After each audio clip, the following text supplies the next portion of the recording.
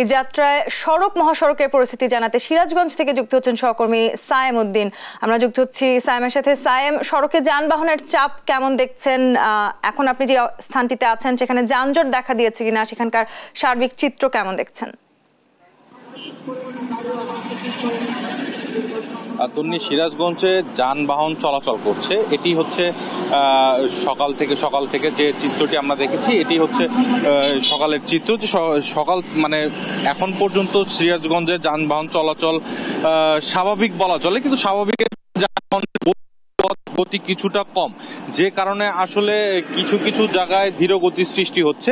এছাড়া বঙ্গবন্ধু সেতু কর্তৃপক্ষের সাথে আমরা কথা বলে জেনেছি যে বঙ্গবন্ধু সেতু পূর্ব পারে যানবাহনের একটি দীর্ঘ চাপ রয়েছে এবং যানবাহনের যানজট রয়েছে, যে কারণে আসলে সেই যানবাহনগুলো থেকে চাপ মুক্ত করার জন্য বঙ্গবন্ধু সেতুর পশ্চিম পারের যে টোল প্লাজাগুলো রয়েছে সেটি বন্ধ রাখা হয়েছে, যাতে উত্তরবঙ্গ থেকে ঢাকাগামী যে যানবাহনগুলো রয়েছে সেগুলো এখন যানবাহন চলাচল বন্ধ রয়েছে। এবং যে বঙ্গবন্ধু সেতুর দুটি পাশের রাস্তায় ব্যবহার করা হচ্ছে আসলে উত্তরবঙ্গগামী যে যানবাহনগুলো রয়েছে সেগুলো যেন স্বাভাবিকভাবে চলাচল করতে পারে। আমরা রয়েছি এখন বঙ্গবন্ধু সেতু পশ্চিম পার গোল চত্বর এলাকায়। এখানে আমরা সকাল থেকেই দেখেছি যে আসলে পশ্চিম পার থেকে যে যানবাহনগুলো রয়েছে, এখানে যে যানবাহনগুলো আসলে থেমে রয়েছে সেগুলো আসলে ঢাকাগামী যানবাহন। এটি টোল প্লাজা বন্ধ রাখার কারণে এই যানবাহনগুলো এখানে যানজটের সৃষ্টি হয়েছে এবং বঙ্গবন্ধু সেতু দিয়ে যে উত্তরবঙ্গগামী যে যানবাহন রয়েছে সেগুলো কিন্তু যানবাহন চলাচল।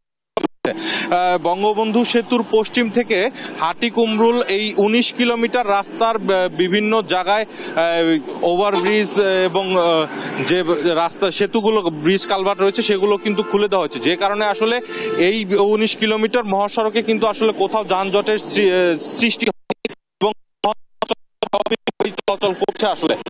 এছাড়াও কিন্তু এই বঙ্গবন্ধু সেতু হাটিকুমরুল হয়ে কিন্তু উত্তরবঙ্গ এবং দক্ষিণাঞ্চলের যে 22টি জেলার যানবাহন সেটি কিন্তু 3 ভাগে বিভক্ত হয়ে যায়, যে কারণে আসলে মূল চাপটি এই 19 কিলোমিটার মহাসড়কে।